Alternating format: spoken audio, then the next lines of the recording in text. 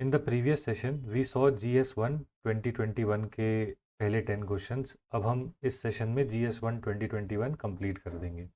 देखते हैं यहाँ पे क्या लिखा है। To what extent did the moderates prepare a base for the wider freedom movement comment.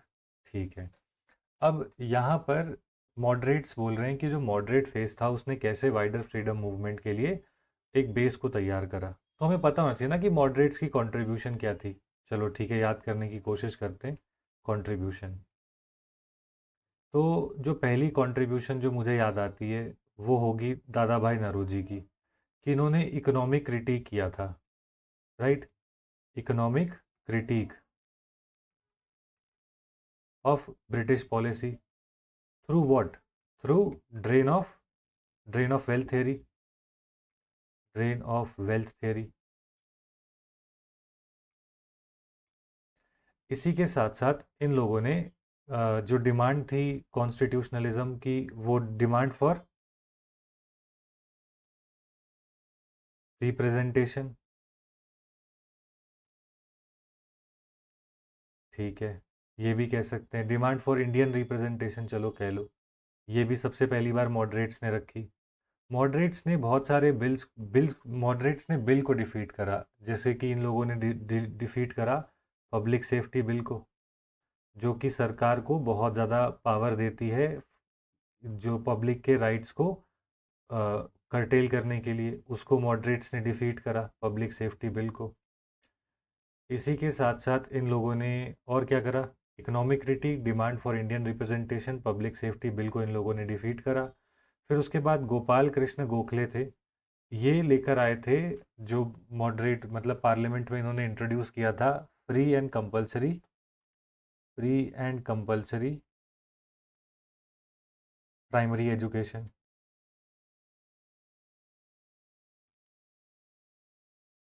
ठीक है, और इन्होंने क्या करा था मॉडरेट्स ने, इन्होंने प्रिंसिपल दिए थे किस चीज़ के, प्रेयर, प्रोटेस्ट एंड पिटिशन। ठीक है, ये मुझे इतना याद आ रहा है। अब आप देखिए इसको, ये एग्ज़ाम में आप लिखोगे नंबर नहीं मिलेंगे, क्योंकि पूछा है कि इन्होंने वाइडर फ्रीडम में कैसे मतलब इसने कंट्रीब्यूट करा। तो आप लिखोगे कि इकोनॉमिक क्रिटिक में जब हम ड्रेन ऑफ वेल्थ की बात करते हैं तो यहाँ पर गांधी जी गांधीयन फेज में, है ना, गांधीयन फेज में जो मतलब इकोनॉमिक एक्सप्लॉयटेशन थी, है ना, उसको भी हाईलाइट करा। Economic exploitation was highlighted. अब वो आपको कहाँ पे दिखती है, जब हम सॉल्ट टैक्स की बात करते हैं कि मतलब ये इतने ज़्यादा क्रूर हैं कि जो बेसिक कमोडिटी है उसके ऊपर भी टैक्स लगाते थे, सॉल्ट टैक्स, खादी। राइट, तो यहाँ पे हमको दिखता है कि गांधीयन फेज में हमने इकोनॉमिक एक्सप्लॉयटेशन को हाईलाइट करा और वहाँ पे भी स्वदेशी की बात हुई। तो ये सारी की सारी जो चीज़ें थी ये कहाँ पे डेवलप हो रही है, मॉडरेट फेज में। डिमांड फॉर इंडियन रिप्रेजेंटेशन, तो हम देखते हैं कि इसके लिए तो ये चलता ही रहा, चाहे वो गवर्नमेंट ऑफ इंडिया एक्ट 1919 हो या गवर्नमेंट ऑफ इंडिया एक्ट 1935 हो, सबके अंदर जो थी वो इंडियन रिप्रेजेंटेशन कंटिन्यूसली इंक्रीज ही हुई because of the continuous demand by the Congress, है ना। फिर इसके बाद बात आती है पब्लिक सेफ्टी बिल की। तो जैसे पब्लिक सेफ्टी बिल के लिए मॉडरेट्स ने प्रोटेस्ट करा था, वैसे ही रौलत एक्ट के लिए गांधी जी ने प्रोटेस्ट करा था, है ना। रौलत एक्ट के लिए जो गांधी जी थे उन्होंने प्रोटेस्ट करा था कि मतलब बेसिकली ये एक मतलब साइकी में चला गया था या अंडरस्टैंडिंग में आ गया था कि ब्रिटिश जो जो बेसिकली जो ब्रिटिश एक्ट हैं they are the source of tyranny in the British India. तो इसलिए एक्ट के खिलाफ जो थे वो प्रोटेस्ट की जाती थी। फिर इसके बाद यहाँ पे free and compulsory primary education की बात की गई थी। ठीक है, तो फिर हम यहाँ पे देखते हैं जो नेहरू रिपोर्ट है ना, जो नेहरू रिपोर्ट है उसके अंदर भी मतलब हम एजुकेशन की बात देखते हैं, एजुकेशन की बात देखते हैं। इन द सेम वे हमने जब स्वदेशी मूवमेंट देखी तो स्वदेशी स्वदेशी मूवमेंट में क्या हुआ, स्वदेशी मूवमेंट के अंदर आती है नेशनल काउंसिल फॉर एजुकेशन, है ना। तो ये इंडियन एजुकेशन सिस्टम जो था, ये सारी की सारी चीज़ें हमने बनाई। फिर इसके बाद प्रेयर, प्रोटेस्ट एंड पेटिशन। तो यहाँ पर हम कहते हैं कि गांधी जी ने गांधी जी ने अपनी फ्रीडम हर मूवमेंट से पहले, है ना, हर हर मूवमेंट से पहले, जो गांधी जी का भी जो मूवमेंट थी, चाहे वो नॉन कॉपरेशन हो या सिविल डिसोबीडियंस हो, हमेशा सीडीएम सिविल डिसोबीडियंस मूवमेंट हो या क्विट इंडिया मूवमेंट हो, हमेशा अंग्रेज़ों से पहले क्या करा है, पहले प्रेयर ही करी है ना। It was always prayer first, कि जब वो प्रेयर्स नहीं मानी गई फिर उसके बाद प्रोटेस्ट थी, है ना। गांधी जी हमेशा उनको समय देते थे, तो ऐसे करके मैं लिख सकता हूँ। और अगर मैं देखूँ तो मैं ये कहूँगा कि गांधी जी ने गोपाल कृष्ण गोखले को अपना पॉलिटिकल गुरु कहा था। गोपाल कृष्ण गोखले जी ने, गांधी जी जब आए थे इंडिया में, तो उन्हें कहा था कि मुंह बंद रखो और आंखें खुली रखो, पहले भारत की नब्ज को समझो, फिर फ्रीडम मूवमेंट में उतरना। ठीक है, तो अपना पॉलिटिकल गुरु कहा था। और हम क्या लिख सकते हैं इसके अलावा, कि अर्ली मॉडरेट्स के अलावा और क्या याद आता है? हाँ, मतलब इतना ही याद आता है मुझे तो। और फिर आप ये कह सकते हो कि यूजिंग काउंसिल्स, ये भी लिख सकते हो आप, कि councils, using the councils to register protest, कि ये लोग इस्तेमाल करते थे काउंसिल का टू रजिस्टर प्रोटेस्ट। और यही सेम चीज़ किसने करी? The same was done by the Swarajist, है ना।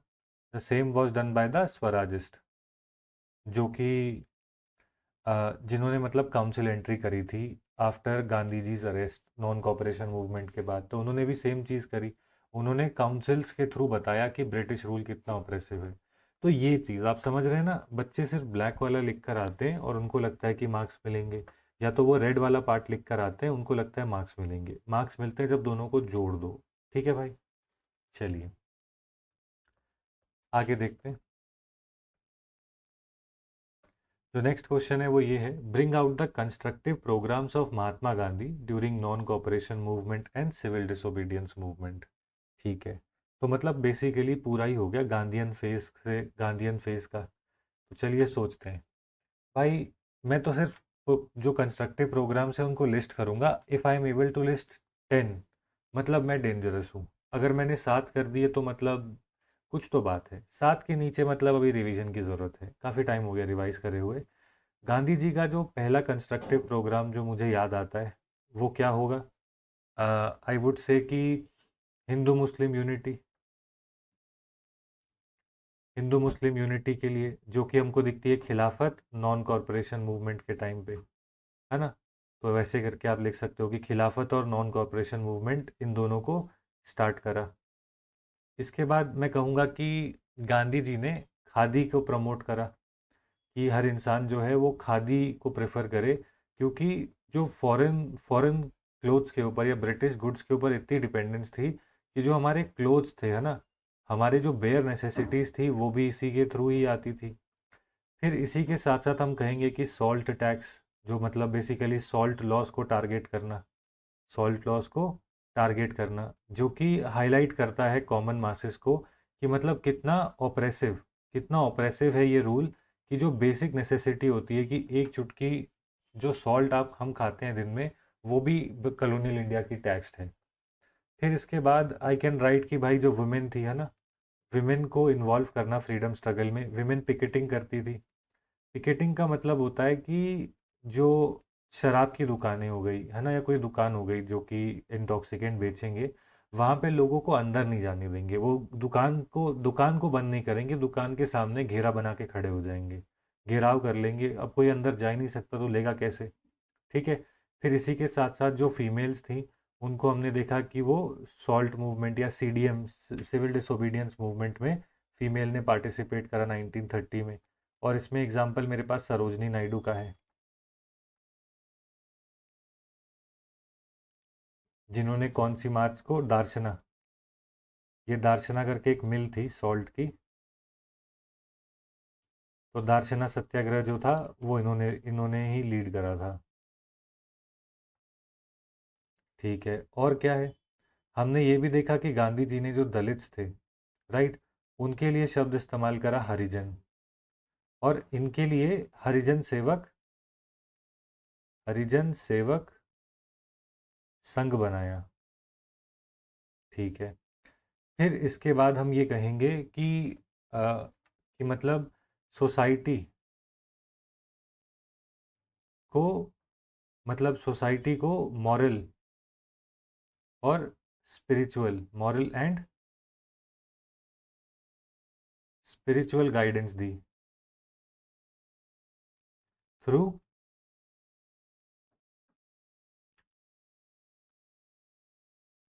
Ideas of truth and non violence. Spiritual guidance Harijan के लिए, विमेन के लिए, सॉल्ट लो को, खादी, हिंदू मुस्लिम यूनिटी। सेवेंथ में हम कहेंगे कि इन्होंने एजुकेशन की बात करी, जो कि एजुकेशन जो कि बेसिकली एक which will make a spiritually upright individual. Spiritually upright individual. और इन्होंने इस एजुकेशन को क्या कहा? नई तालीम। फिर इसके बाद क्या कहते हैं, जो पेसेंट्स थे उनकी पेसेंट्स के ऑपरेशन,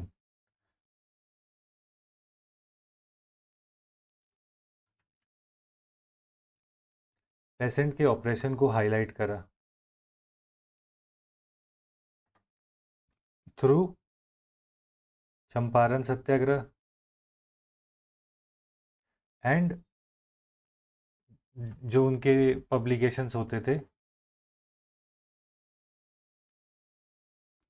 लाइक नवजीवन या फिर यंग इंडिया। और फिर इसके बाद हम ये कहेंगे कि और क्या कंस्ट्रक्टिव वर्क्स थे। एजुकेशन में हो गया, पेजेंट्स में हो गए, society, Dalits, women, salt law को टारगेट करा ऑपरेसिव रिजीम का दिखाने के लिए, खादी, हिंदू मुस्लिम यूनिटी।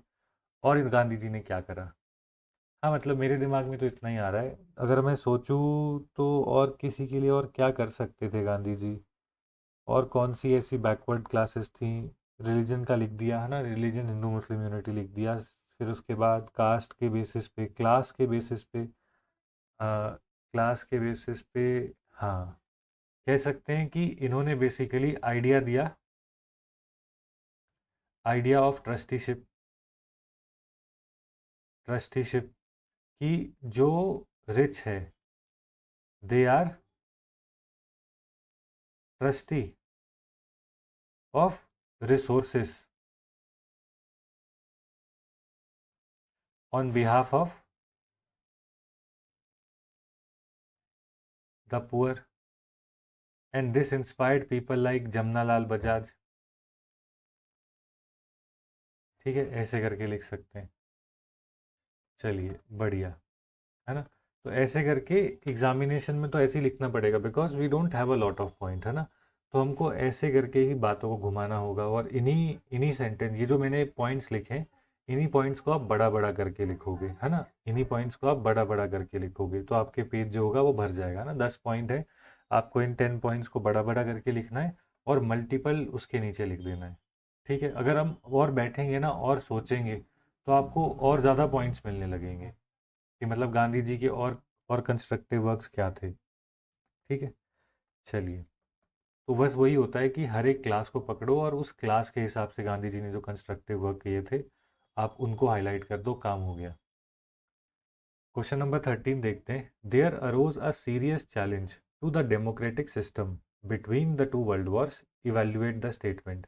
आई थिंक वर्ल्ड हिस्ट्री में इससे आसान सवाल नहीं आ सकता था। ठीक है, आप क्या बोलोगे कि जो इंटर वॉर पीरियड था, इंटर वॉर पीरियड की ये बात कर रहे हैं, इंटर वॉर पीरियड कब से कब तक था? 1918 से लेके 1939 तक। क्या हो रहा है दुनिया में? हम देखेंगे सबसे पहली चीज़ कि फासिज्म इन इटली, इटली में फासिज्म आएगी। नाजिज्म इन जर्मनी, फिर उसके बाद rise of USSR, communism, and rise of USSR in 1922, and this was because of the Russian Revolution.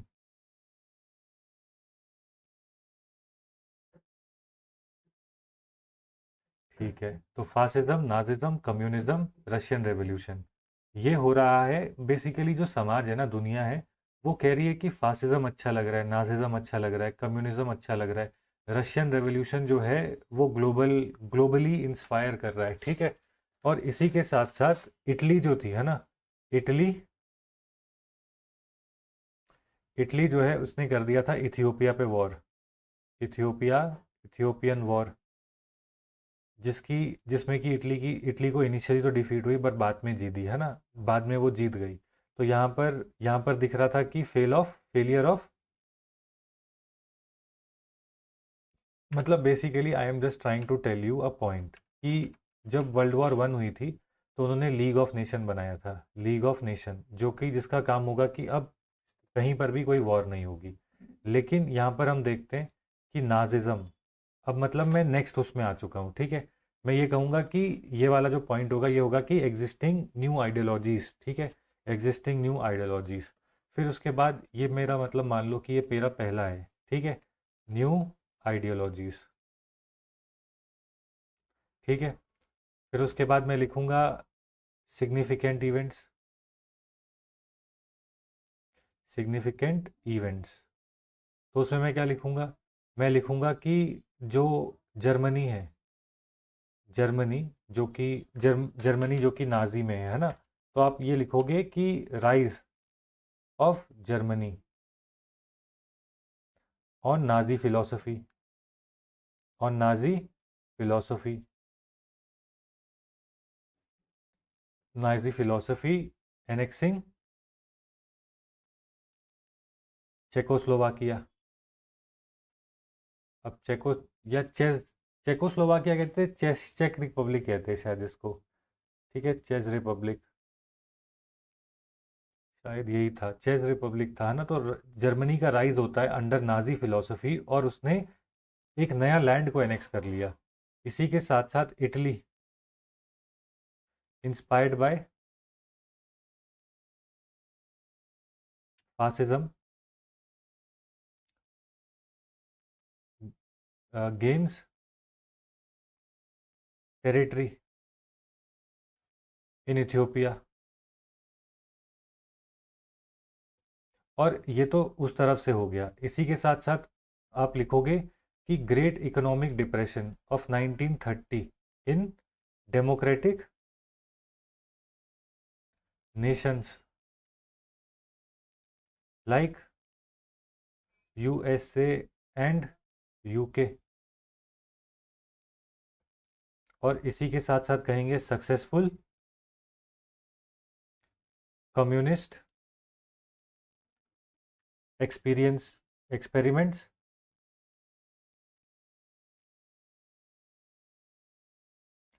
In early USSR। जो डेमोक्रेटिक स्टेट्स हैं वहाँ पे ग्रेट इकोनॉमिक डिप्रेशन है, लोगों को खाने की दिक्कतें हो रही हैं, और यहाँ पे कम्युनिस्ट USSR जो है वो बहुत सारे सक्सेसफुल एक्सपेरिमेंट कर रही है, वहाँ पे प्रोडक्टिविटी, है ना, टेक्नोलॉजी, ये सब कुछ बहुत हाई लेवल पर है। यहाँ पर लीग ऑफ नेशंस जो था, है ना, जो लीग ऑफ नेशंस था जिसको कि डेमोक्रेटिक कंट्रीज बैक कर रही थी, वो फेल हो रही हैं। इसी के साथ साथ इटली जो कि फासिज्म की फिलोसफी पर आई, वो नई नई टेरिटरीज को कॉन्कर कर रही है, जैसे कि इथियोपिया। तो मैं ऐसे करके लिख रहा हूँ, ठीक है, ऐसे करके लिखूंगा। फिर उसके बाद एंड में हम क्या लिख सकते हैं, हम ये भी लिख सकते हैं, I can also right about Japan, Japan that was a monarchy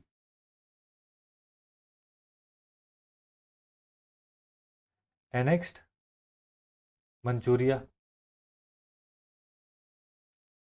है ना। फिर यहाँ पे मेरे को लिख बताना पड़ेगा कि मैं ये तेरे को इतना सारा ज्ञान क्यों दे रहा हूँ, because I want to tell you that a country where monarchy and fascism and Nazism are are ruling the polity, are and communism basically ये तीन are doing great in their in in as a national as a nation, and the democratic nations are in the great economic depression. फिर उसके बाद लिखोगे how ever, मतलब and में जब मैं कंक्लूड करूंगा तो आप यही लिखोगे कि वर्ल्ड वॉर टू ने, है ना, however world war two के साथ क्या होता है, फिर से however with world war two world was convinced that democracy, despite its flaws, is the best system that is known to humanity, है ना। एंड उसके बाद एज मैरी डुवर्जर करके है, she has said that the lesson of history is clear, the lesson of history, ये conclusion में लिखूंगा, is clear, democracy always wins in the end, ये लिख के ख़त्म कर दूंगा। बस इतना लिख के आई विल एंड इट, कि भाई देख, तुम देख रहे हो ना कि this is how I would right, कि पहले बता दिया कि ये फिलोसफीज थी, क्या वो सिग्निफिकेंट इवेंट्स थे, फिर उसके बाद बोलूँगा culmination of world war two के साथ ये समझ में आ गया कि हाँ डेमोक्रेसी इसके फ्लॉ होंगे, but it is the most desirable system of governance. और लास्ट में लिख देंगे the lesson of history is clear, democracy always wins in the end. हो गया, आगे चलते हैं।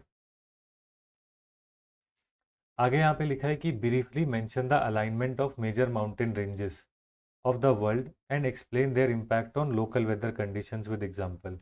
देख रहे हो, mention the alignment of major mountain ranges, ठीक है, and the world and explain their impact on local weather conditions। भाई इसीलिए प्रीलिम्स के नोट्स को एक बार रिवाइज ज़रूर कर लेना, एक अपने जो मेंस का एग्ज़ाम देने से पहले। ये सब हम उसी में पढ़ते हैं ना, जैसे मुझे तो, चलो ठीक है देखते हैं मेरे को भी कितना ही याद है, but I am pretty sure कि भाई याद तो है। ये हमारा अमेरिकाज हो गया, नॉर्थ अमेरिका। मान लीजिए कि ये साउथ अमेरिका है, ये अफ्रीका भाई डंबल जैसा हो गया आधा, और फिर उसके बाद इसको ऐसे,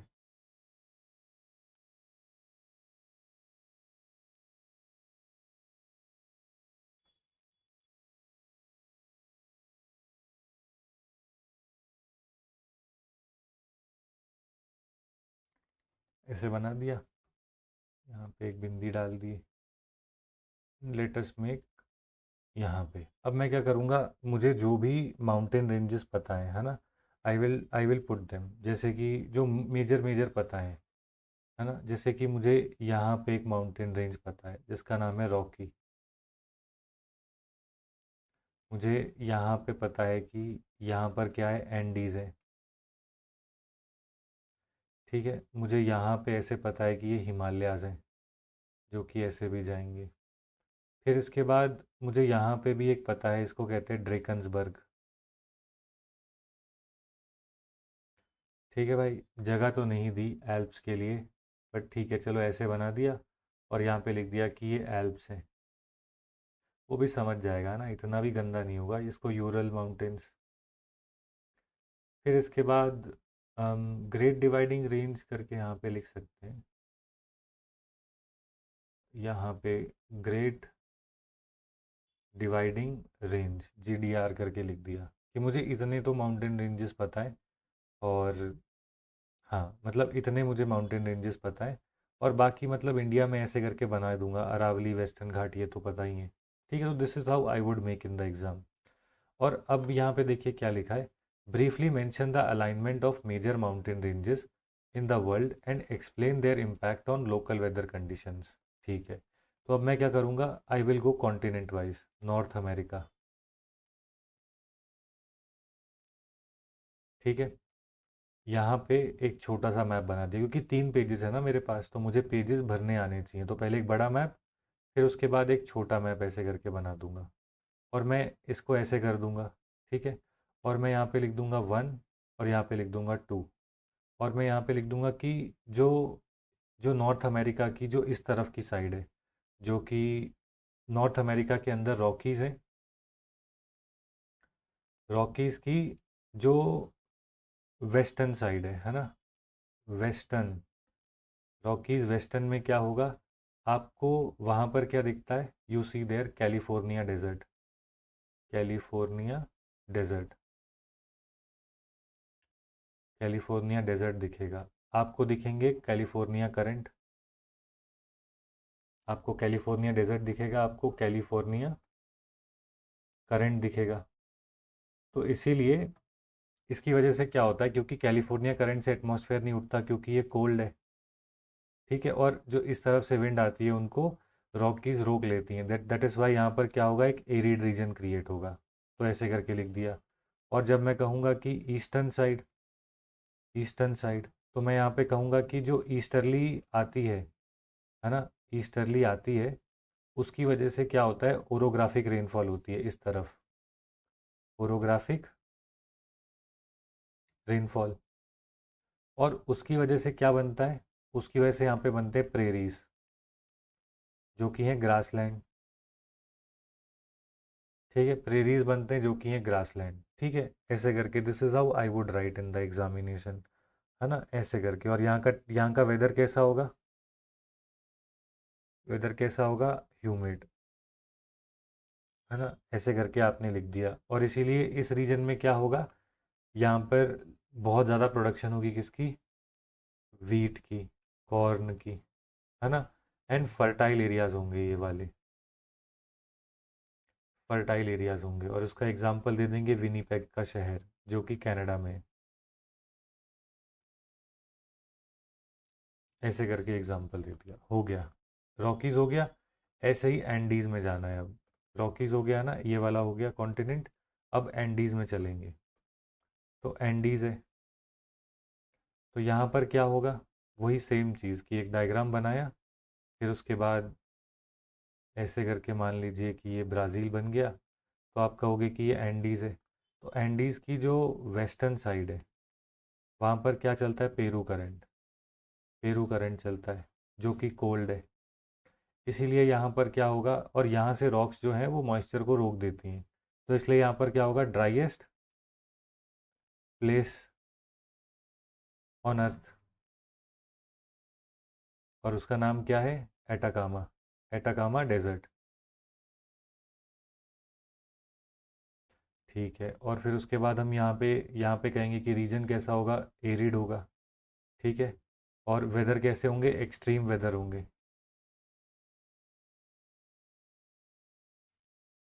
एक्सट्रीम वेदर होगा। और ब्राइन मतलब बेसिकली यहाँ पे जो लेक्स होंगी वो कैसी होंगी, सॉल्टी लेक्स होंगी, ठीक है, ऐसे करके मैं यहाँ पे लिख दूंगा कि यहाँ का वेदर एक्सट्रीम होगा। बट जब आप ईस्ट की तरफ जाओगे तो आपको यहाँ पे क्या दिखेंगे, ईस्ट की तरफ जाओगे तो आपको दिखते हैं फिर से सेम ग्रासलैंड, कौन से भाई, आपको दिखेंगे कैंपोस, लानोस, पैम्पा, है ना, ऐसे करके मैं लिख दूंगा कि इस तरफ ग्रासलैंड दिखते हैं, क्यों, क्योंकि यहाँ से आने वाला जो ब्राज़ीलियन करंट है, वार्म करंट है, उससे जो वार्म विंड्स आती हैं वो इस माउंटेन से टकराती हैं, और यहाँ पर क्या होगी, यहाँ पर होगी ओरोग्राफिक रेनफॉल। और इसी के साथ साथ यहाँ का वेदर कैसा होगा, ह्यूमिड होगा। और यहाँ पर वेदर कैसा मिलेगा हमको, ट्रॉपिकल, ट्रॉपिकल वेदर मिलेगा, ट्रॉपिकल मॉइस्ट वेदर होगा यहाँ का।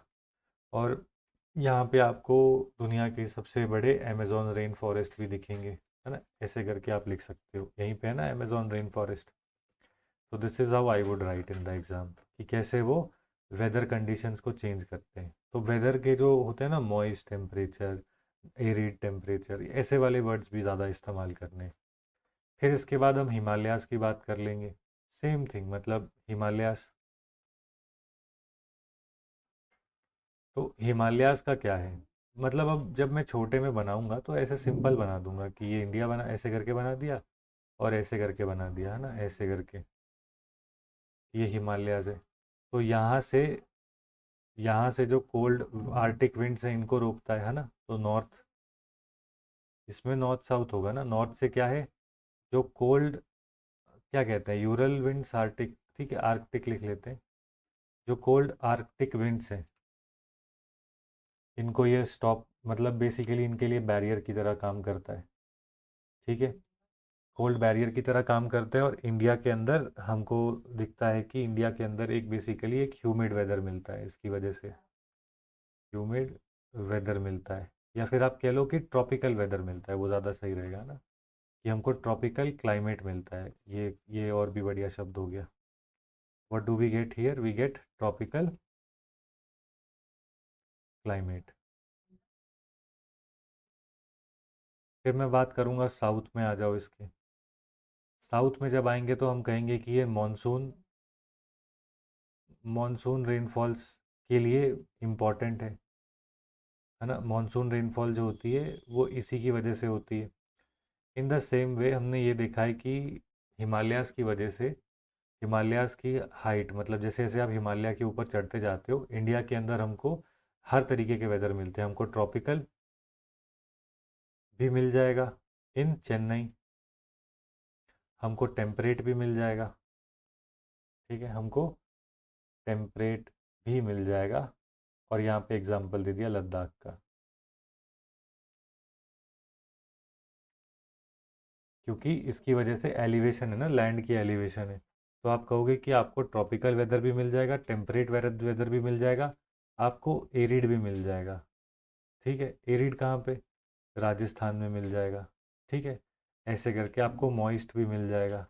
कहाँ पे मिल जाएगा? वेस्टर्न घाट्स में मिल जाएगा। And all this is possible because Himalayas के नॉर्थ से cold Arctic winds, cold cold जो आर्टिक विंड्स हैं वो नहीं आ पा रही। तो this is how I would right this answer. ठीक है, तो ऐसे 3 लिखूंगा, इसी में ही पेज भर जाएंगे। ठीक है, तो देयरफॉर हम ये कहेंगे कि जो माउंटेन रेंजेस होती हैं, कल कंक्लूजन में क्या लिखेंगे? Mountain ranges on on windward side causes orographic rainfall, है ना, creating great biodiversity. And on the levered side वो क्या करते हैं? लीवर्ड साइड पर, वहाँ पर हम देखते हैं कि there are there are some of the driest place on they are some of the driest place on the planet earth. Therefore mountain are key determinant, are one of the key determinant in determining the local weather conditions। इतना लिख के वहां से भाग आना है। चलिए आगे चलते हैं, ये वाला क्वेश्चन देखते हैं।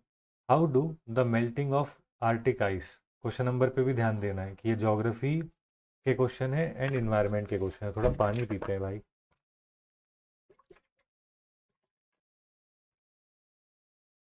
How do melting of Arctic ice and glacier of Antarctic differently affect the weather patterns and human activities on Earth। लो भाई कर लो बात। इन लोगों ने डाउन टू अर्थ का कोई आर्टिकल देखा होगा और ये एक्सपेक्ट करते हैं कि भाई हम कर दें। एग्ज़ाम में जब ऐसे सवाल आते हैं ना, हाथ पैर फूलने लगते हैं, समझ में नहीं आता कि भाई मैं इसमें लिखूँ क्या, मतलब ये क्या करूँ, मैं इसमें क्या करूँ, है ना। That is why I am saying कि जब भी ऐसा लगे ना कि यार ये मेरे पास इसमें पॉइंट नहीं है, उसको ना रीड करके छोड़ दो। Don't don't try to write that question then and there. What will happen? You will get only 11 minutes to write, you will take 30, और you will take 20, और you will take 15। उसके बाद चेस्ट थम्पिंग करोगे कि भाई मैंने तो लिख दिया, किसी को नहीं आता होगा। अबे लास्ट के क्वेश्चन तेरा पूरा छूट जाएगा। तो जो ऐसे दिमाग वाले क्वेश्चन होते हैं इनको लास्ट में कर दिया। और इनको जीतने का तरीका क्या होता है? आप आर्टिक और एंटार्क्टिक का मैप बना दो, है ना। और डिवाइड एंड रूल, मतलब जितने ज़्यादा आप इसके अंदर वो बना पाओगे, हेड सब हेडिंग्स बना पाओगे, उतना मस्त रहेगा। जैसे देखो यहाँ पे लिखा है, how do melting of Arctic ice and glaciers of Antarctic differently affect the weather pattern and human activities. अब देखो मुझे यहाँ पे क्या क्या दिख रहा है। कलर, पेन का कलर चेंज करते हैं, मैं बोर हो गया ब्लैक से। यहाँ पे आर्कटिक लिखा हुआ है। ठीक है, अब आर्कटिक में ये कह रहे हैं मुझे दो चीज़ बता। पहला क्या है कि आर्कटिक के अंदर वेदर पैटर्न, जो आर्कटिक के अंदर वेदर पैटर्न है, आर्कटिक जो है वो वेदर पैटर्न को कैसे चेंज कर रहा है, ये पहला हो गया। In the same way they are asking you कि बताओ आर्कटिक की वजह से ह्यूमन एक्टिविटीज़ पे क्या इम्पैक्ट है, ह्यूमन एक्टिविटीज़ पे क्या इम्पैक्ट है। ठीक है, ये दो हो गए। In the same way they are also asking you कि जो एंटार्क्टिक है, जो एंटार्क्टिक है एंटार्कटिक के अंदर एंटार्कटिक वेदर पैटर्न को कैसे चेंज कर रहा है, ठीक है, और इसकी वजह से इसका ह्यूमन एक्टिविटीज़ पे क्या इम्पैक्ट है, ह्यूमन एक्टिविटीज़ पर क्या, ह्यूमन एक्टिविटीज़ पे क्या इम्पैक्ट है, ठीक है। So this is how you break, and now you can mentally, मतलब you can do this, no, that now let's say this is a 250 word का question, and if I am able to write 4 points in this, और थोड़ा space देकर लिखूंगा, मेरा काम हो गया, 4 to 5 points, और 4 points मतलब भाई यू आर अ जेम, ठीक है। तो this is how I would target such questions in the examination, कि जितना ज़्यादा उसको मैं छोटे एलिमेंट्स में ब्रेक कर लूँगा उतनी एडवांटेज है। अब देखते हैं आर्टिक का वेदर पैटर्न पे क्या इम्पैक्ट होगा। मुझे पता है कि आर्टिक की आइस होती है ना, आइस का एल्बिडो इफेक्ट होता है, एल्बिडो इफेक्ट जो होगा वो अर्थ का क्या होगा, कम होगा, ये मेरा पहला पॉइंट हो गया। इसी के साथ साथ जब एल्बिडो इफेक्ट कम होगा तो हम ये कह सकते हैं कि मैं कह दूंगा कि जो ओशन करंट्स है ना, जो ओशन करंट्स हैं या ओशनिक करंट्स हैं वो वीक हो जाएंगे। क्यों? क्योंकि ऐसा होता है ना कि जो पानी होता है वो मतलब इक्वेटर से पोल्स की तरफ जाता है, तो ओशन करंट्स ही वीक हो जाएंगे। अगर आर्टिक की आइस पूरी मेल्ट होगी और वहाँ पर हीट होगी तो ओशन करंट्स जो होंगे वो वीक हो जाएंगे। और क्या लिख सकते हैं वेदर पैटर्न पे, हम कहेंगे कि इसकी वजह से हम व्हाट डू वी सी, हम देखते हैं कि जो पोलर वोर्टेक्स है ना, जो पोलर वोर्टेक्स है वो पोलर वोर्टेक्स जैसे मूवमेंट आते हैं एंड दे मूव साउथवर्ड्स। ये मैंने करंट अफेयर प्रीलिम्स में 2024 में पढ़ा था। इसमें क्या होता है ना, जैसे ये बेसिकली हमारा, मान लो हमारा वो है, अर्थ है, ये 0 डिग्री है और यहाँ पे ना एक वोर्टेक्स गोल गोल घूमती है। क्या होता है कि जब जब बेसिकली ये वाला जो एरिया ये गर्म होता है, तो पोलर वोर्टेक्स पोल्स की तरफ आती है और उसकी वजह से भीषण ठंडी हो जाती है, कहाँ पे, यूएसए में, अमेरिका में। तो इसलिए डोनाल्ड ट्रंप कहता है उसको देख के कि वेयर इज़ ग्लोबल वार्मिंग, है ना, हम यहाँ पे भाई घर से बाहर नहीं निकल पा रहे, तुम ग्लोबल वार्मिंग की बात करते हो। तो वो जो पोलर वोर्टेक्स जब बनी थी ना, तब डोनाल्ड ट्रंप ने ये कहना शुरू किया था कि कोई ग्लोबल वार्मिंग नहीं हो रही, ये सब फालतू की बातें हैं, ठीक है, ऐसे करके लिख दिया। और मुझे आर्टिक रीजन में क्या दिखता है वेदर पैटर्न में, मतलब कोई लोकल वेदर कंडीशन अगर मुझे पता चले तो मैं वो लिख दूँ, जैसे कि I know one, but I don't want to write here क्योंकि मैं वहाँ पे लिखना चाहता हूँ वो। What else can we write weather pattern में, हम ये कहेंगे कि आर्टिक में ये हो रही है। तो हम देखते हैं अभी ब्रिटेन में मैंने एक देखा था वीडियो, ठीक है, ब्रिटेन के अंदर जो लोग हैं ना उनको हीट वेव्स हो रही थी, ब्रिटेन के अंदर हीट वेव्स, ठीक है। हम कहते हैं कि हीट वेव्स आने लगती हैं कहाँ पे, बाकी सारे रीजन में, क्योंकि ये जो आर्टिक रीजन है वो हीट को वापस ट्रांसफ़र नहीं कर पा रहा अर्थ से बाहर, क्योंकि जैसे हीट है ना, हीट जब आइस के ऊपर गिरती है ना वो रिफ्लेक्ट होके वापस चली जाती है यूनिवर्स में। लेकिन यहाँ पर क्या है कि वो इतनी ज़्यादा रिफ्लेक्ट नहीं हो रही क्योंकि आइस मेल्ट हो रही है, तो इसलिए हम देखते हैं कि वहाँ पर हीट वेव्स आने लग रही है ब्रिटेन में, ठीक है। अब ये कह रहे हैं कि इसका इम्पैक्ट ह्यूमन एक्टिविटीज़ पे क्या होगा। कुछ इम्पैक्ट मतलब पॉजिटिव होगा फ्रॉम इकोनॉमिक स्टैंड पॉइंट, कुछ इम्पैक्ट नेगेटिव होगा। क्या होगा? अगर आप देखेंगे नेगेटिव तो हम कहेंगे कि SLR, सी लेवल राइज होने लगेगा, है ना, क्योंकि आर्टिक की आइस मेल्ट हो रही है तो सी लेवल राइज होने लगेगा। फिर इसके बाद हम ये कहेंगे कि नेगेटिव में हम कह देंगे कि फिशिंग जोन जो हैं, जो फिशिंग जोन होंगे they will be shifting, fishing zone जो होंगे they will shift southward, southward. इसी के साथ साथ जो ट्रेडिशनल नेविगेशन है, इसी के साथ साथ जो नेविगेशन जो ट्रेडिशनल है, सब मैं यहीं लिख दूंगा। तो एंटार्कटिक में क्या लिखूंगा, हलवा, नेविगेशन में इश्यूज आएंगे। क्यों? क्योंकि जो करंट होते हैं, जो ओशैनिक करंट्स होते हैं ना, जो शिप वाले होते हैं वो ओशैनिक करंट पे अपनी शिप डाल देते हैं और फिर वो आराम से क्रूज करते चलती है, तेल बचता है, ठीक है। तो हम कहेंगे कि नेविगेशन के इश्यूज आने लगेंगे क्योंकि जो ओशन करंट्स हैं वो वीक होने लगेंगे, ओशन करंट्स जो हैं वो वीक होने लगेंगे। इसी के साथ साथ इसका पॉजिटिव क्या होगा, हम कहेंगे कि आर्टिक के अंदर नेचुरल रिसोर्सेज हैं, नेचुरल रिसोर्सेज हैं। ऐसे पॉजिटिव लिखना नहीं, आपको बताना है कि हाउ एवर आर्टिक के अंदर हमको बहुत सारी नेचुरल रिसोर्सेज मिलती हैं, जैसे कि ऑयल एंड गैस की, और इसी के साथ साथ पॉलीमेटालिक नोड्यूल, पॉलीमेटालिक नोड्यूल्स जो है ना, ये सारे के सारे हमको यहाँ पे मिल जाते हैं, तो ये हमको हेल्प करेंगे। Did you see how we are conquering? यहाँ पे भी हमने 4-4 पॉइंट लिख दिए ऐसे। ये सब हमने पढ़ रखा है, ये सब हम स्टैटिक में पढ़ते हैं हमारे प्रीलिम्स में।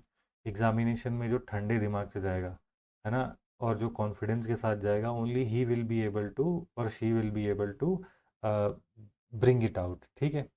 अब अगर हम बात करें एंटार्क्टिक में अगर आइस मेल्ट होगी तो इसका वेदर पैटर्न पे क्या इम्पैक्ट होगा, तो एक एमॉक करके होता है, ये सब प्रीलिम्स में पढ़ते हैं हम लोग, एंटार्क्टिक मेरिडियन ऑसिलेशन।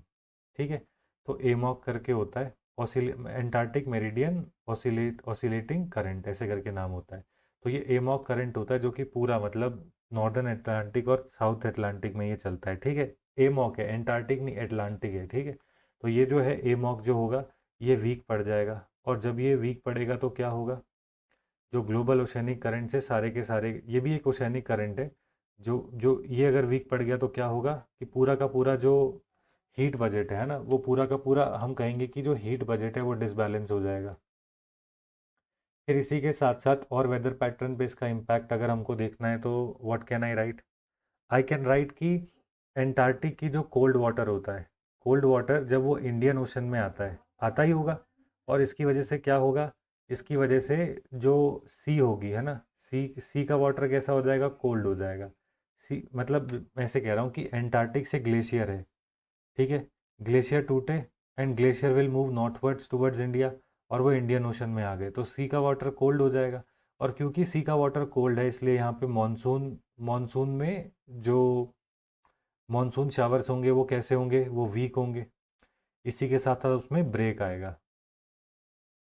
और क्या दिखता है एंटार्क्टिक का हमको इम्पैक्ट वेदर पैटर्न पे, एयर प्रेशर, वाटर प्रेशर, और क्या लिख सकते हैं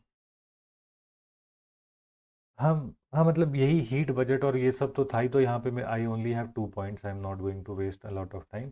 फिर इसके बाद ह्यूमन एक्टिविटीज़ में हम कहेंगे कि यहाँ पे सी लेवल राइज है, सी लेवल सी लेवल राइज है। और ये कौन सी कंट्रीज़ देख रही हैं, हमने देखा कि जो पैसिफिक, जो पैसिफिक की पॉलिनीशिया, माइक्रोनेशिया, मेलानेशिया है ना, उन वो जो कंट्रीज़ है वो जो है वो डूब रही हैं, तो ऐसे करके आप लिख सकते हो सी लेवल राइज है।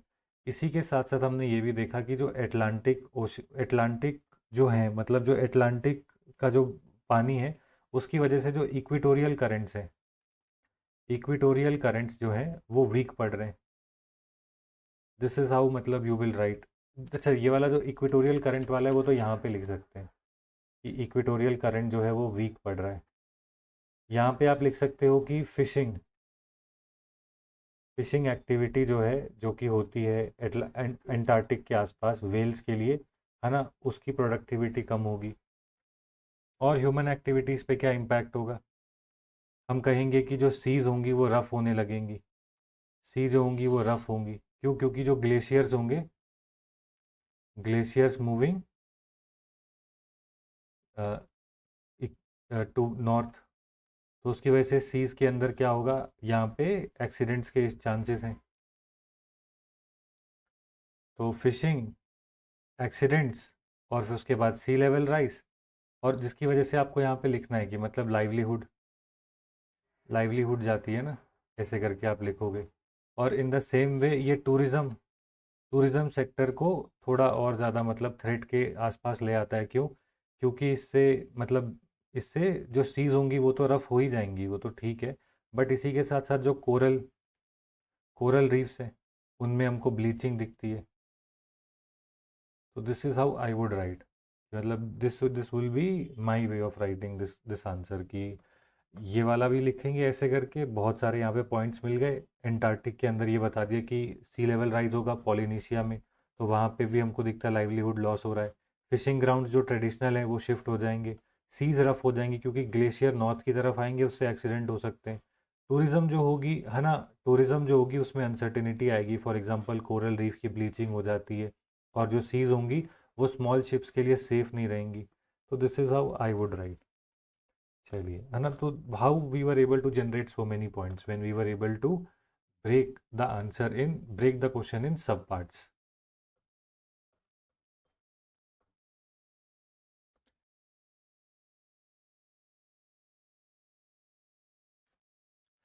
Let us see the 16 question which say कि discuss the multi-dimensional implication of uneven distribution of mineral oil in the world. Same चीज़ करनी है, हमको मैप ड्रॉ करना है. I am not going to waste your time. यहाँ पे Venezuela दिखा देना ऐसे करके बना के, ठीक है. फिर उसके बाद जो अफ्रीका, नॉर्थ अफ्रीका है वो वाला पार्ट दिखा देना कि जैसे जो अफ्रीका ऐसे बनाओगे तो अफ्रीका का नॉर्थ वाला पार्ट यहाँ पे दिखा दिया, अल्जीरिया. फिर उसके बाद यहाँ पे साउथ जो हमारा मिडल ईस्ट जिसको हम कहते हैं या गल्फ़ वाला एरिया है वो वाला एरिया दिखा दिया. फिर इसके बाद आप यहाँ पे जैसे मतलब जो हम ऑस्ट्रेलिया ऐसे बनाएंगे तो यहाँ पे दिखा दिया. और इन the same way south east Asia में, मतलब जैसे यहाँ से हम ऐसे निकालते हैं ना ये वाला, तो साउथ चाइना सी में भी पेट्रोलियम रिजर्व मिलते हैं, इसलिए वो लोग लड़ रहे हैं. अब ये लोग कह रहे हैं कि इसका अनइवन डिस्ट्रीब्यूशन से क्या नाटक होता है.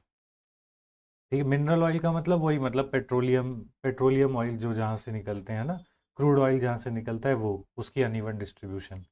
इसके सिंपल सी बात होते हैं, पॉलिटिकल मल्टी डायमेंशनल इम्प्लीकेशन लिखे हैं ना, तो पॉलिटिकल,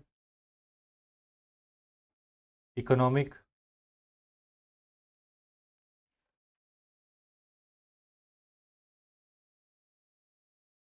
इसके बाद सोशल, जियोपॉलिटिकल,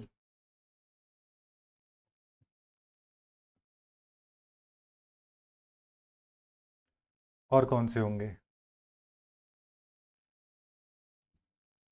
आप कह सकते हैं कि हाँ ठीक है चलो इतना काफ़ी है. अब एक और चीज़ याद रखनी है कि ये ज्योग्राफी का क्वेश्चन है ना, तो आपने ये बता दिया तो इसके पॉलिटिकल वो क्या होंगे. हमने ये देखा कि जहाँ पे भी ये ऑयल रिच कंट्रीज़ होती हैं, है ना, जो ऑयल रिच कंट्रीज़ होती हैं यहाँ पे पॉलिटिकल इंस्टेबिलिटी हाई होती है. आप एग्जांपल दोगे इराक का, आप एग्जांपल दोगे ईरान का, आप एग्जांपल दोगे वेनेजुएला का. ठीक है, क्योंकि यहाँ पर बेसिकली क्या होंगे, ऑयल कार्टल चलेंगे, ऑयल कार्टल्स चलेंगे. और कार्टल्स जो होंगे वो कोशिश करते हैं स्टेट पावर को कैप्चर करने की. अगर हम इकोनॉमिक की बात करें तो हम कहेंगे कि इकोनॉमिक प्रॉस्पेरिटी यहाँ पर हाई होती है, और उसमें हम एग्जांपल किसका देंगे, सऊदी अरेबिया का. और हम एग्जांपल देंगे यूएई का, है ना, कि वो कंट्री जिन्होंने इसको अच्छे से टैप कर लिया और उसको इकोनॉमी से जोड़ लिया, वहाँ पे ये जो मिनरल ऑयल होता है ये ग्रोथ डिस्ट्रीब्यूशन की तरह बन जाते हैं. इसी के साथ साथ ये मतलब ये उन रीजन्स का है जहाँ पे ऑयल होता है ना. मल्टी डायमेंशनल इम्प्लीकेशंस तो ये उन रीजन्स में जहाँ पे ऑयल मिलता है. तो यहाँ पे सोशल सिग्निफिकेंस क्या होगा, हम देखेंगे कि स्टैंडर्ड ऑफ लिविंग जो है वो इम्प्रूव होगा. For example UAE transformed from a desert to a paradise. ठीक है, इसी के साथ साथ आप कहोगे कि सोशल लेवल पे हम ये कहेंगे कि स्टैंडर्ड ऑफ लिविंग हाई होते हैं, सोशल सिक्योरिटी जो होती है वो मिलती है. जैसे कि सऊदी अरेबिया है तो हर इंडिविजुअल के पास जो हेल्थ केयर है वो फ्री है, एजुकेशन जो है वो फ्री है ना. ऐसे करके आप लिख सकते हैं. जियो पॉलिटिकल सिग्निफिकेंस में हम ये कहेंगे कि ओपेक करके इनका ब्लॉक है जिसकी जो कि बेसिकली पूरी की पूरी जो ग्लोबल ऑयल सप्लाई है उसको कंट्रोल करता है. ऐसे करके लिख दिया. ये वो रीजन्स थे, है ना. और आप ये भी लिख सकते हो कि एक डिपेंडेंसी भी रहती है वर्ल्ड की आपके ऊपर, क्योंकि वर्ल्ड की आपके ऊपर डिपेंडेंसी है, वो हेल्प करता है आपको किस में, डिप्लोमेसी में, है ना. डिप्लोमेसी में फॉर एग्जांपल यूएई जो है वो एक इम्पॉर्टेंट ग्लोबल, मतलब एक इम्पॉर्टेंट अरीना बन चुका है. यूएई जो है वो एक इम्पॉर्टेंट स्ट्रेटेजिक पार्टनर है बहुत सारी कंट्रीज़ का, है ना. आप ऐसे एग्जांपल लिखोगे, ये वो कंट्रीज़ होगी जहाँ पे ऑयल था. अब यहाँ पे मुझे वो भी लिखना पड़ेगा ना, ऑयल डेफिशिएंट कंट्रीज़ जैसे कि इंडिया, तो वहाँ पे पॉलिटिकल क्या होगा, हम कहेंगे कि पॉलिटिकल इंस्टेबिलिटी आ सकती है. मतलब हम कहेंगे कि चेंज ऑफ गवर्नमेंट हो जाता है. फॉर एग्जांपल यहाँ पे मतलब हम पॉलिटिकल एग्जांपल दे रहे हैं, तो पॉलिटिकल फिर उसके बाद इकोनॉमिक देंगे, इकोनॉमिक फिर उसके बाद सोशल, फिर उसके बाद जियो पॉलिटिकल, फिर इसी के साथ साथ और कौन सा लिखा है, पॉलिटिकल. हाँ ठीक है, तो पॉलिटिकल में हम कह देंगे कि इस जो मतलब ऑयल के प्राइसेस की वजह से क्या हो जाता है, ऑयल मतलब ये जो क्या कहते हैं, it is easy to manipulate these economies. जैसे कि आप इसका एग्जांपल दे सकते हो कि ऑयल की वजह से जो नेपाल के अंदर जो इन्फ्लेशन आई उसकी वजह से नेपाल के अंदर रेन का चेंज हो गया। इकोनॉमिक में हम कहेंगे कि हमेशा जो ट्रेड अकाउंट होगा उसमें डेफिसिट ही रहेगा, राइट। ट्रेड अकाउंट में हमेशा डेफिसिट रहेगा, और इसका एग्जांपल आप इंडिया का दे सकते हो कि $200 बिलियन इंडिया ने स्पेंड करा है ऑयल इंपोर्ट्स में इन 2024। ग्लोबल जियोपॉलिटिकल नेचर में हम देखेंगे तो हम कहेंगे कि स्ट्रेट ऑफ हार्मूज, जहाँ पे सऊदी अरेबिया और ईरान के बीच में कंटेंशन होती है ना, सऊदी अरेबिया और ईरान के बीच में कंटेंशन होती है, वहाँ पे इंडिया, जो मेन इशू है इंडिया को होने लगता है। क्यों? क्योंकि 50% of India's LNG imports comes through straight of Hormuz. तो इसलिए हम क्या कर पाते हैं, जियो पॉलिटिकल या फिर जो हमारी फॉरेन पॉलिसी होती है ना, फॉरेन पॉलिसी के अंदर एनर्जी सिक्योरिटी का जो वर्टिकल होता है वो बेसिकली काफ़ी जगह पे रिस्ट्रेन का काम करता है फॉरेन पॉलिसी में। अगर हम सोशल लेवल पे देखें तो increase in oil prices lead to inflation. Inflation leads to, inflation होगा तो क्या होगा, पॉवर्टी होगी, है ना। कि इन्फ्लेशन होगा तो प्राइस हाई होंगे तो उसकी वजह से पॉवर्टी होने लगती है। मतलब ये सारे जो जो मतलब वल्नरेबल पॉपुलेशन होती है, जो पुअर होते हैं ना, उनको इम्पैक्ट पड़ता है, इसका डायरेक्ट इम्पैक्ट पड़ता है ना। ऐसे करके हम लिख सकते हैं। और यही हमने देखा कहाँ पे, श्रीलंकन क्राइसिस में, कि कैसे कैसे मतलब ऑयल शॉर्टेजेस की वजह से जब लोग सड़कों पे आ रहे थे तो उसकी वजह से उन्होंने गवर्नमेंट को ब्लेम करा, और फिर उसके बाद वहाँ पे क्या कहते हैं, पूरा एक पॉलिटिकल अपीवल ही हो गया वहाँ पे। तो this is how I would right कि जो डेफिसेंट कंट्रीज हैं, नेपाल, इंडिया, श्रीलंका, है ना, इनके अंदर क्या इम्पैक्ट होता है, और जो कंट्रीज हैं उनके अंदर क्या है, इसका मतलब प्रो है और क्या इसका कौन है। ऐसे करके we can write. This was the 16 question, this is how I would go. जहाँ पे भी मल्टी डायमेंशनल दिखे ना, पॉलिटिकल, इकोनॉमिक, सोशल, टेक्नोलॉजिकल, जो भी दिमाग में है, जोग्राफिकल, फिर उसके बाद इकोनॉमिकल, सिक्योरिटी, है ना, ये सारा का सारा इसमें डालने की कोशिश करनी है। जैसे सिक्योरिटी का हमने डाला ना यहाँ पे जियो पॉलिटिकल में, कि भाई हमारी जो फॉरेन पॉलिसी होती है ना, फॉरेन पॉलिसी जो होती है उसमें एनर्जी सिक्योरिटी हम इंश्योर नहीं कर पाते, क्योंकि एनर्जी सिक्योरिटी के लिए हम डिपेंडेंट है, इसलिए हमारी फॉरेन पॉलिसी पे वो रिस्ट्रेंट की तरह इस्तेमाल करता है, मतलब रिस्ट्रेंट की तरह लिखता है। इकोनॉमिक में हमने देखा कि ट्रेड डेफिसिट होता है, $200 बिलियन का हो गया था, ऑयल इंपोर्ट हमारा $200 बिलियन का है। इसके बाद हमने देखा कि इजी, मतलब क्या बोलते हैं, पॉलिटिकल अपीवल्स दिखते हैं जैसे ही ऑयल के प्राइसेस ऊपर जाते हैं। जैसे नेपाल में ऑयल प्राइसेस भी बहुत हाई थे जब नेपाल के अंदर, जब रिजीम के खिलाफ जो विद्रोह हुआ। Same thing was in Bangladesh also, है ना। तो एनर्जी सिक्योरिटी फंडामेंटल है। जब तक एनर्जी है, लोग क्या करेंगे, रॉ मटेरियल को गुड्स में कन्वर्ट करते रहेंगे, है ना। तो this is how we will write. और फिर वे फॉरवर्ड में हम क्या लिखेंगे, वे फॉरवर्ड में हम लिखेंगे सोलार, कि बेसिकली क्या है, ये इनफाइनाइट एनर्जी है तो सोलार को पुश दो। इसी के साथ साथ न्यूक्लियर को पुश, है ना। हमारी सरकार ने कहा है कि 100 गीगावाट ऑफ न्यूक्लियर एनर्जी हम लेकर आएंगे बाय 2047, है ना। कि 100 गीगावाट, अभी कितनी है, 1 और 2 गीगावाट के आसपास है, तो न्यूक्लियर को पुश दो। और क्या है, विंड एनर्जी, विंड एनर्जी इसको भी पुश दे सकते हैं। और कौन सी एनर्जी है हमारे पास, टाइडल एनर्जी, क्योंकि हमारे पास इतना लंबा पोर्ट है ना, तो टाइडल एनर्जी। ठीक है, ऐसे करके कि हम कहेंगे कि इन सारी एनर्जीज के ऊपर हमको काम करना चाहिए, और इसके थ्रू हमको धीरे धीरे जो फॉसिल फ्यूल की जो है, उसको हमको हटाना है। यहीं पे हाइड्रोजन बेस्ड इकोनॉमी या गैस बेस्ड इकोनॉमी।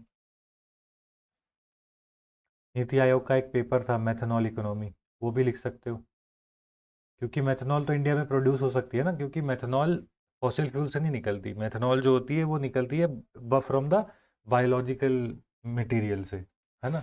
तो बायोलॉजिकल मटेरियल तो है ही, तो नीति आयोग ने यहाँ पे मैथनॉल इकोनॉमी की बात करी थी। ठीक है। और इंडिया के अंदर ईवी रेवोल्यूशन तो हो ही रहा है, ठीक है, कि ईवी हम ले रहे हैं ना, तो वैसे करके आप लिख सकते हैं। तो वे फॉरवर्ड ज़रूरी है। और ये वाला जो है ना, इसके अंदर लिखना, मोटा मोटा करके लिखना, सोशल, पॉलिटिकल, इकोनॉमिक, वो समझ जाएगा कि इसने मतलब ये टॉपिक अच्छे से पढ़ा and he is going to give you marks. चलिए आगे चलते हैं, let us see the next question. What are the main socio-economic implications arising out of development of IT industries in major cities of India? ये कह रहे हैं कि इसके सोशो इकोनॉमिक इम्प्लीकेशंस क्या हैं। ठीक है, तो भाई सीधी सी बात है ना, मतलब सोसाइटी पे क्या इम्पैक्ट होता है और इकोनॉमिक इम्पैक्ट क्या होता है आईटी इंडस्ट्रीज़ पे। तो इम्पैक्ट कैसे होंगे, ज़्यादा पॉजिटिव लिखने और कुछ नेगेटिव भी लिखने। तो अगर मैं पॉजिटिव 8 लिख देता हूँ, तो अपना काम मतलब सॉर्टेड है, नेगेटिव 5 6 लिख दिए, काम हो जाएगा।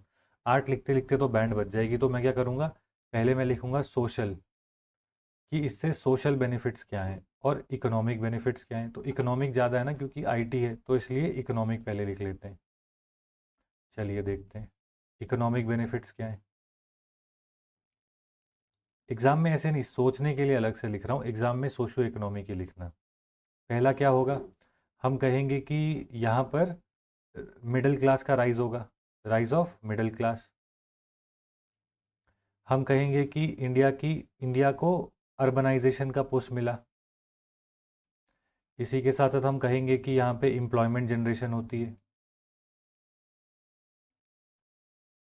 हम कहेंगे कि इसने लोकल इकोनॉमी को बूस्ट करा। कैसे, डिमांड, जब आईटी इंडस्ट्री आएगी तो क्या आएगी, डिमांड भी आएगी। हम देखेंगे कि इंफ्रास्ट्रक्चर डेवलपमेंट हुआ, इंफ्रा डेवलपमेंट, है ना, जो जैसा हमने बैंगलोर में देखा,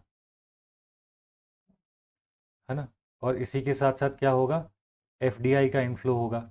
हम कहेंगे कि बैंगलोर नंबर 1 पे है, और इसी को सिलिकॉन वैली ऑफ इंडिया भी कहते हैं। अब हम कहेंगे कि इसका सोशल बेनिफिट क्या हुआ, तो हम कहेंगे कि पॉवर्टी एलिविएशन में, इस पॉवर्टी एलिविएशन, जो पॉवर्टी थी वो यहाँ पे कम हुई।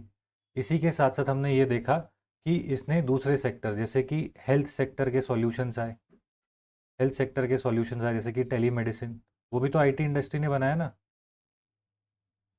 इसी के साथ साथ आप लिख सकते हो कि इंडिया इंडिया का जो एक्सपोर्ट डेफिसिट है ना, इंडिया का जो डेफिसिट है, ट्रेड डेफिसिट है, वो इसी मतलब बेसिकली एक्सपोर्ट ऑफ सर्विसेज की वजह से ही मतलब जो है वो कम हो पाता है। इंडिया का जो टोटल ट्रेड डेफिसिट है उसमें एक्सपोर्ट ऑफ सर्विसेज की वजह से ये कम हो पाता है। तो इसकी वजह से क्या होता है, इंडिया में डॉलर फ्लो होता है, जिससे कि प्राइस स्टेबिलिटी इंश्योर होती है।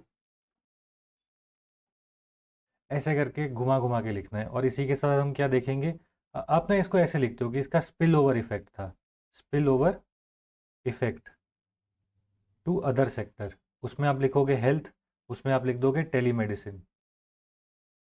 एजुकेशन, उसमें आप लिख दोगे ई लर्निंग। ट्रांसपोर्ट, उसमें आप लिख दोगे Ola and Uber, Ola, Rapido, Ola and Rapido. फिर आप लिखोगे हॉस्पिटैलिटी, तो इसमें आप लिख दोगे जोमेटो, स्विगी। ये सब टेक्निकली तो है ना, ऐसे करके आप उसका दिल जीतते हो लास्ट में, और आप पेज भी भर पाते हो। 10 पॉइंट ऐसे लिख दिए है ना। चलिए अब हम देखते हैं कि इसका नेगेटिव क्या हुआ। हम नेगेटिव में ये लिखेंगे कि जो अर्बनाइजेशन है ना, कि यहाँ पर क्या आई वुड से कि अर्बनाइजेशन कैसी होगी, अनप्लैंड अर्बनाइजेशन, अनप्लैंड अर्बनाइजेशन। फिर इसके बाद हम बोलेंगे कि फाइबर, मतलब हम कहेंगे कि जो फाइबर ऑप्टिक्स की केबल थी, है ना, फाइबर ऑप्टिक्स की फाइबर ऑप्टिक्स केबल की मिसमैनेजमेंट हमको यहाँ पे दिखती है, जो कि बेसिकली सिटी को, मतलब सिटी का जो आई वुड से कि जो उसका वो होता है ना, दिखने का तरीका है ना, सिटी को बेसिकली अनअट्रैक्टिव बनाती हैं।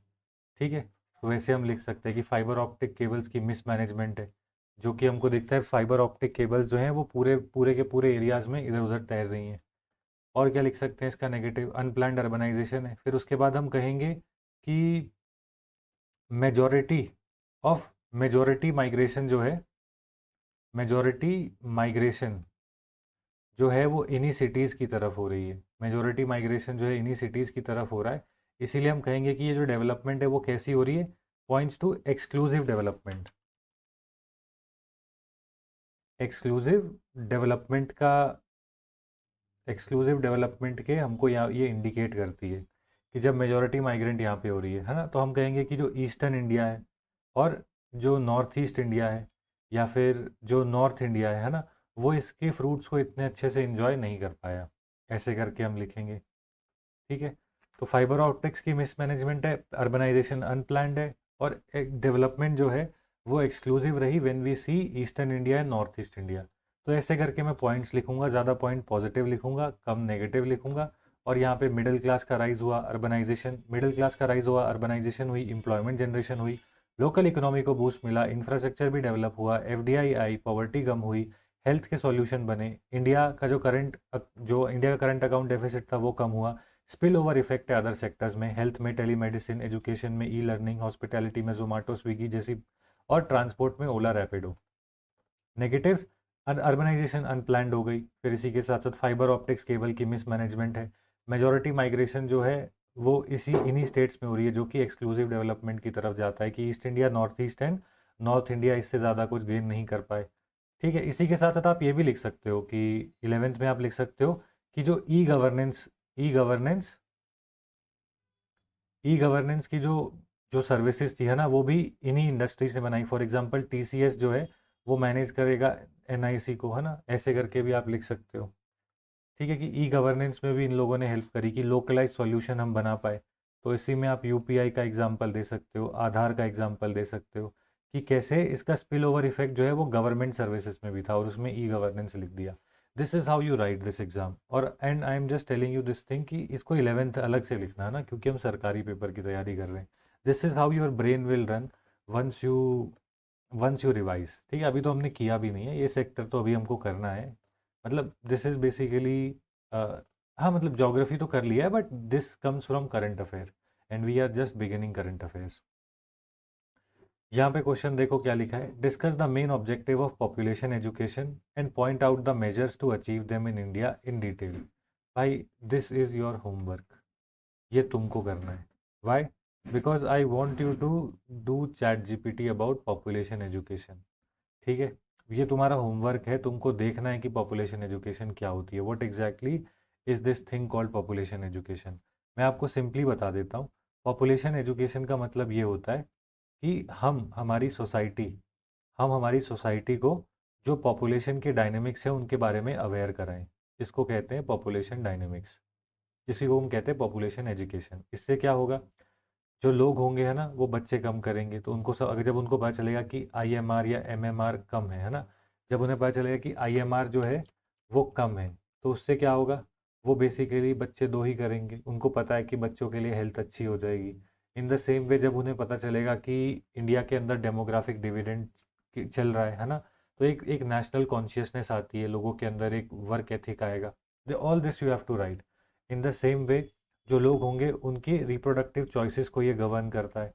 इन द सेम वे हम कहेंगे कि सिटीजन्स जो एक अवेयर सिटीजनरी बनती है ना, जो कि अपनी रिस्पॉन्सिबिलिटीज़ को समझती है towards the population and society. This is how you write this. तो पॉपुलेशन एजुकेशन, ये इसको उठा के ना चैट जीपीटी पे डाल देना। ठीक है, what are the main objective of population education and point out the measures to achieve them in India in detail. This is your homework. एक जानबूझ के दिया है क्योंकि ये जो टॉपिक है पॉपुलेशन एजुकेशन, इसके आने के 2026 में चांसेस बहुत ज़्यादा हैं। पॉपुलेशन पे सवाल 2026 में आ सकता है, क्योंकि अभी अभी हमने चाइना को भी ओवरटेक करा है ना, तो चांसेस है कि पॉपुलेशन पे आ सकता है। और मैंने एक आर्टिकल पढ़ा था, उसके अंदर भी यही लिख रहे थे कि आप सेंसस तो कर रहे हो, बट सेंसस का जो मेन ऑब्जेक्टिव है वो अब सिर्फ एडमिनिस्ट्रेशन नहीं है, वो पॉपुलेशन एजुकेशन है। ऐसा द हिंदू में आर्टिकल आया था।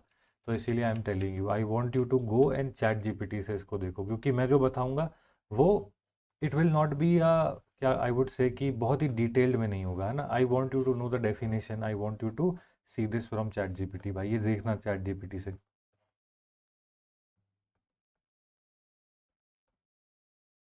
अब नेक्स्ट क्वेश्चन है, what is cryptocurrency, how it affects the global society, has it been affecting Indian society also. ठीक है, तो भाई how it affects the global society, तो उसमें पॉजिटिव नेगेटिव दोनों लिखने हैं ना। तो व्हाट इज क्रिप्टो करेंसी, तो ये बेसिकली क्या है, एक डिसेंट्रलाइज्ड डिजिटल करेंसी है जो कि ब्लॉकचेन टेक्नोलॉजी पे चलती है। ये लिख दिया, वो समझ जाएगा, तुझे पता है। अब इसका इम्पैक्ट ऑन ग्लोबल सोसाइटी, तो ग्लोबल सोसाइटी में इसका पॉजिटिव इम्पैक्ट क्या है और इसका नेगेटिव इम्पैक्ट क्या है। हम ये कहेंगे कि इसने ग्लोबल ई कॉमर्स को पुश करा है। क्यों? क्योंकि क्रिप्टो करेंसी जो है वो यूनिवर्सल करेंसी की तरह निकली है। It has come out as a universal currency, जिसकी वजह से ग्लोबल ई कॉमर्स को पुश मिला है।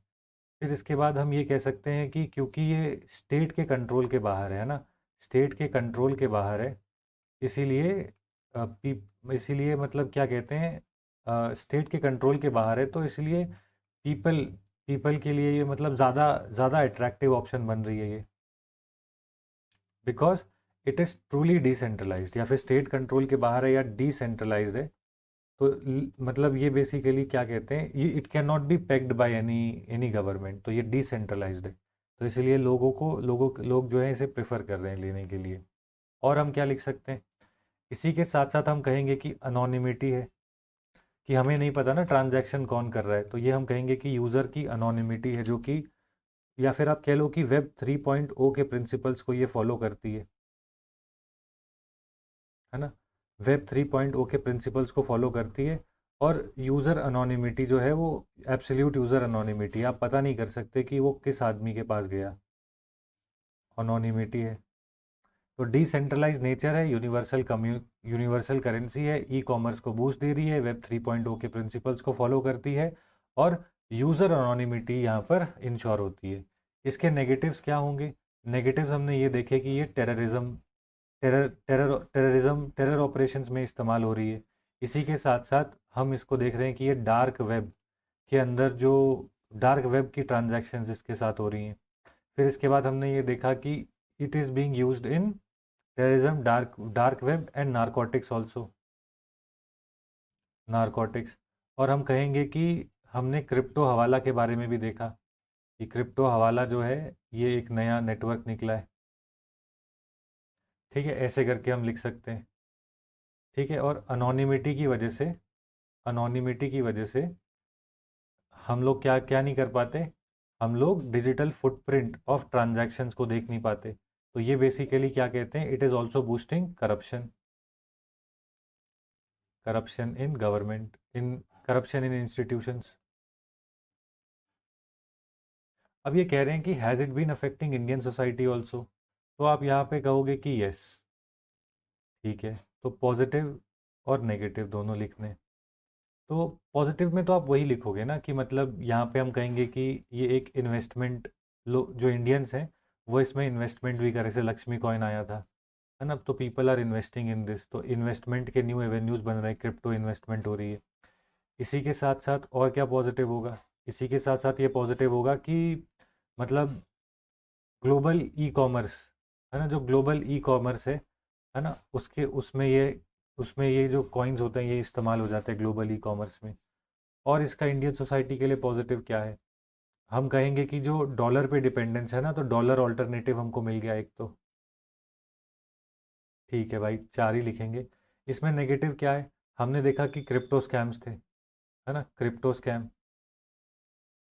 स्कैम। और इसी के साथ साथ गेट रिच क्विक मेंटालिटी की वजह से बहुत सारे लोगों ने अपने पैसे लूज़ करे in the initial crypto trading. फिर इसी के साथ साथ और इसके नेगेटिव क्या हैं, हमने देखा कि जब टेरर हमला हुआ, कौन सा वाला, पुलवामा, तो जब पुलवामा हमला हुआ तो पता चला कि इसके अंदर क्रिप्टो करेंसी का इस्तेमाल हुआ था। तो ऐसे करके नेगेटिव हम लिखेंगे। हमने नॉर्थ ईस्ट ड्रग ट्रेड के अंदर क्रिप्टो ट्रांजैक्शंस की देखी, जब हमने उनके पास से क्या देखे, स्टारलिंक कनेक्शंस देखे, है ना, स्टारलिंक की सैटेलाइट लेकर चल रहे थे, क्योंकि म्यांमार में स्टारलिंक मिल जाता है बॉर्डर पे, तो वो उससे क्रिप्टो ट्रांजैक्शंस कर दे रहे थे। तो ऐसे करके नेगेटिव लिखेंगे और उसको स्पेसिफिक इंडिया से जोड़ देंगे। And this is how we are going to conquer this topic. ये टॉपिक थोड़ा पुराना हो चुका है, बट दिस टेल्स अस कि अगर कोई नई टेक्नोलॉजी आएगी तो उसके ऊपर सवाल आ सकता है। जैसे आज जो टेक्नोलॉजी जो चल रही है ज़्यादा, वो है स्टारलिंक, है ना। भाई समटाइम्स तो मतलब ऐसे लगता है कि भाई अमेरिका मतलब कितना ही आगे है हमसे, मतलब स्टारलिंक जैसी टेक्नोलॉजी वो ले आए, इंटरनेट जो है यूनिवर्सल हो गया और हम टावर लगाते रह गए, है ना। टावर लगाने की ज़रूरत ही नहीं पड़ रही, अब सीधा सैटेलाइट डालो। भाई मेरे को तो लगता है कि अगर मैं होता ना लीडरशिप में, तो मैं तो ये करता कि मतलब कुछ भी हो, मैं कहता प्राइवेट सेक्टर को, तुम मुझसे $1 बिलियन ले लो, बट मुझे ये टेक्नोलॉजी अगले 1 साल में इंडिया में इम्प्लीमेंटेड चाहिए, and I want to make it cheap, है ना। इसको एकदम चीप करो, ताकि भाई ऐसा होता है ना कि कुछ नहीं है स्टारलिंक में कुछ नहीं है, बस क्या है कि जैसे मतलब उन्होंने क्या करा है, अपने डेटा सेंटर बनाए और उस पर छतरी लगा दी, और सैटेलाइट पे ये यहाँ से सैटेलाइट पे डेटा जाता है और सैटेलाइट से डेटा तुम्हारे घर पे आता है, और कुछ नहीं है भाई। हमारी मिलिट्री इतने सालों से ये यूज़ कर रही है ना, हमारी जो कम्युनिकेशन सैटेलाइट्स होती है वो ऐसी तो यूज़ करती हैं। बस भाई ये हो जाए ना, इंडिया के अंदर रेवोल्यूशन आ जाएगा। चलिए, डिजिटल एकदम, मतलब मज़ा ही आ जाएगा अगर ये हो गया तो स्टारलिंक पे सवाल आ सकता है यूपीएससी का, ठीक है। एंड पता नहीं, मेरी गट फीलिंग कहती है कि इस बार मेडिकल वेडिकल के क्वेश्चंस आने वाले हैं। मतलब कुछ समथिंग इन द मेडिसिन की फील्ड में कुछ आ सकता है कि ये वाली थेरेपी कैसे चलती है जो इंडिया ने डेवलप करी, कार टी सेल थेरेपी, ऐसा कुछ इन द प्रीलिम्स पेपर। यहाँ पे देखते हैं क्या लिखा है। How does Indian society maintain continuity in traditional social values, enumerate the changes taking place in it. कैसा सवाल है ये, दो बार पढ़ना पड़ेगा। यहाँ पे बोल रहे हैं कि how does Indian society maintain continuity in traditional social values, फिर enumerate the changes taking place in it. ठीक है, यहाँ पे कह रहे हैं कि वैसा होता है ना कि व्हाट, वाई, है ना, हाउ। अटेम्प्ट पे अटेम्प्ट निकल जाते हैं, यही समझ में नहीं आता, इनका डिफरेंस नहीं समझ में आता, है ना। सबसे पहली चीज़ यहाँ पर क्या लिखा है, यहाँ पे लिखा है कैसे, है ना, हाउ। तो पहले मुझे बताना पड़ेगा ना कि व्हाट आर ट्रेडिशनल वैल्यूज़, है ना। तो वैसे करके कि सम ट्रेडिशनल वैल्यूज़ और हाउ। तो क्या हो जाता है ना, एग्ज़ाम में हम ये लिख कर आ जाते हैं जल्दीबाजी में, और हम ये भूल जाते हैं कि भाई हाउ पूछा था एग्ज़ाम में। तो मैं यहाँ पे कहूँगा कि हाउ। हाउ में सबसे पहले हम ये कह सकते हैं कि इंडियन सोसाइटी जो है वो कैसी है। हम कहेंगे कि अकोमोडेटिव नेचर है, इसलिए अकोमोडेटिव नेचर है ना, अकोमोडेटिव नेचर है इसलिए। फॉर एग्जांपल, हमने इस्लाम जब आया, है ना, इस्लाम जब आया तो हमने क्या किया, इस्लाम की जो बेस्ट क्वालिटीज़ थी उनको ले लिया, है ना, और उसको जो इंडियन ट्रेडिशनल वैल्यूज़ थी उनके साथ जोड़ लिया। ऐसे करके, है ना, कि इस्लाम एंड इंडियन ट्रेडिशनल वैल्यूज़ की कन्फ्लुएंस से क्या बनेगा, हम कह देंगे कि सूफिज़म बन जाएगा, है ना, ऐसे करके। तो ऐसे करके पहला क्या है, अकोमोडेटिव नेचर। सेकंड, हम कह देंगे कि हम एक हिस्टोरिकल सिविलाइजेशन है हिस्टोरिकल सिविलाइजेशन है। तो इसीलिए क्या है, हम कहेंगे कि हमारी एक सोशल मेमोरी है, हमारी एक सोशल मेमोरी है। और वो सोशल मेमोरी जो है वो हेल्प करती है हमको ट्रेडिशनल वैल्यूज़ को आगे फॉरवर्ड करने के लिए। इसी के साथ साथ हम कहेंगे कि family system is the guardian, या फिर वो कहते हैं ना, इज द वेल, हाँ, is the well of Indian traditional values, Indian traditional values. ठीक है, तो फैमिली सिस्टम की वजह से हो गया। और हम क्या कहेंगे, और हम कहेंगे कि जो हमारी जो रिलीजियस टेक्स्ट्स हैं, है ना, जो हमारी जो रिलीजियस टेक्स्ट्स हैं, जो हमारी रिलीजियस टेक्स्ट हैं, और इसी के साथ साथ जो हमारी जो जातका टेल्स हैं, ये भी लिख सकते हो, जातका टेल्स हैं, वो री इन्फोर्स करती हैं हमारी ट्रेडिशनल सोशल वैल्यूज़ को in the form of in the form of in the form of dharma, है ना। ऐसे करके मैं लिखूंगा कि जो हमारी रिलीजियस टेक्स्ट हैं, जातका टेल्स हैं, वो भी इसे री इन्फोर्स करती है इन द फॉर्म ऑफ धर्मा। देख रहे हो कितने हाई लेवल के पॉइंट्स निकल रहे हैं, because we have done art and culture, we have done society, है ना। अभी तो हमको सोशल इश्यूज करने हैं, and still we are here, हमने इंडियन सोसाइटी करी है और वहाँ से हम ये सब निकाल के लेके आ रहे हैं, ठीक है। चलिए, जो अगला पार्ट है वो क्या है, enumerate the changes taking place in the society, कि अब हमारी सोसाइटी में क्या चेंजेस आ रहे हैं। चेंजेस जो कि हम देखते हैं अपने आसपास, तो वो चेंजेस क्या हैं ट्रेडिशनल सोशल वैल्यू में। तो इसमें मैं कहूँगा कि जो एल्डर है ना, सबसे पहले इसी को पकड़ते हैं। जो एल्डर्स हैं घर के, जो बूढ़े हैं, है ना, पहले इनकी डोमिनेंस होती थी घर के हर अफेयर में कि ये जो बोलेंगे वही पत्थर की लकीर है।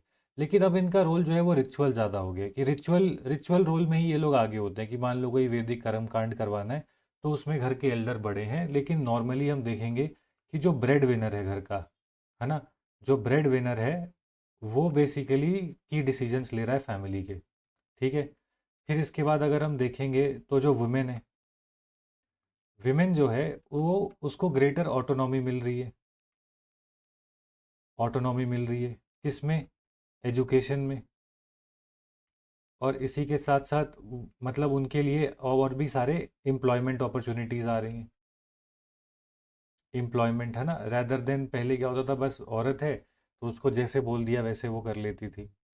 और क्या चेंजेस आ रहे हैं, हम कहेंगे कि जो रिस्पेक्ट होती थी, मतलब जो रिस्पेक्ट होती थी एल्डर्स के लिए, रिस्पेक्ट फॉर एल्डर्स, है ना, रिस्पेक्ट फॉर एल्डर्स, जो कि मतलब, या फिर आप कह लो कि एज, एज जो होता था, मतलब पहले ऐसे माना जाता था कि एज जो है it is a symbol of wisdom, है ना। अब ये जो चीज़ें हैं ना, अब ये जो है ना, age which was considered a symbol of wisdom and respect, ये अब इतना ज़्यादा हमको नहीं दिखता इन द अर्बन एरियाज। ठीक है, ऐसे आप लिख सकते हो। और हमको क्या चेंजेस दिखते हैं इंडियन सोसाइटी में, तो वही सेम चीज़ भाई, एफ एम सी जी आर सी आर। हम कहेंगे कि जो हमारी ट्रेडिशनल आइडेंटिटीज़ थी, है ना, जो ट्रेडिशनल आइडेंटिटीज़ थी ऑफ कास्ट, है ना, उनका भी बेसिकली हम कहेंगे कि जो पब्लिक स्फीयर है उनसे विड्रॉल हो रहा है,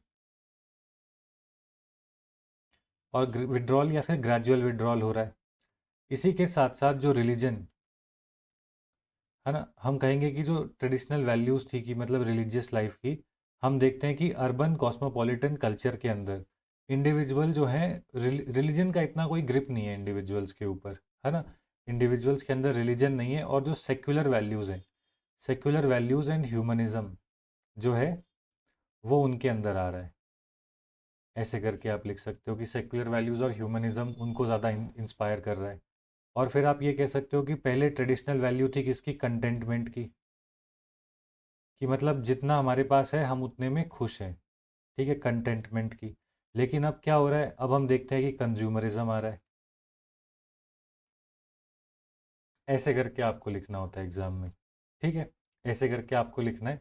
और फिर आप लिखेंगे कि फोर्सेस जिनकी वजह से ये हो रहा है, तो आप कहोगे constitution, LPG reforms, globalisation and progressive nature of society. ठीक है, ऐसे करके आपने लिख दिया कि ये फैक्टर है जिनकी वजह से ये चेंजेस आ रहे हैं। और लास्ट में आप यही लिख देंगे कि जो हमारी ट्रेडिशनल वैल्यूज़ हैं, हिस्ट्री में भी हमारी ट्रेडिशनल वैल्यूज़ ने अपने आप को ट्रांसफॉर्म करा है, और वही हो रहा है under the above forces and under the above mentioned forces. ऐसे लिख के इस टॉपिक को हम ख़त्म कर देंगे। तो this is how we will write. आपने देखा कितना मस्त तरीके से हम ये बहुत सारे पॉइंट्स निकाल पाए। हमने ये वाला भी बहुत अच्छा लिखा कि क्यों है, मतलब वाई, मतलब यहाँ पे पूछा ना कि how Indian society maintain continuity, ना उन्होंने वाई पूछा है ना व्हाट पूछा है, हाउ पूछा है। कैसे? क्योंकि इसका अकोमोडेटिव नेचर है, क्योंकि हम एक हिस्टोरिकल सिविलाइजेशन है, तो हमारी सोशल मेमोरी है कि ये हमारी ट्रेडिशनल कंटिन्यूस सोशल मेमोरी है। फैमिली सिस्टम जो है वो वेल है इंडियन ट्रेडिशनल वैल्यूज़ की। Religious text and Jataka tales हैं जो कि री इन्फोर्स करती हैं traditional social values in the form of dharma, है ना। तो ये चीज़ समझना कि हाउ पूछा है, व्हाट एंड वाई लिखने से नंबर नहीं मिलेंगे, 15 मार्कर है, थोड़ा थोड़ा व्हाट वाई लिख देना, बट नंबर मिलेंगे हाउ के और ये वाले के। एन्यूमरेट बोला था ना, एन्यूमरेट, तो इसलिए देखो ऐसे करके लिख दिया कि 1 2 3 एकदम, मतलब मैंने लाइन में लिख दिया कि मैंने मैंने वो लिखा ही नहीं कि नहीं नहीं ऐसा नहीं, ऐसा हो रहा है, ऐसा हो रहा है।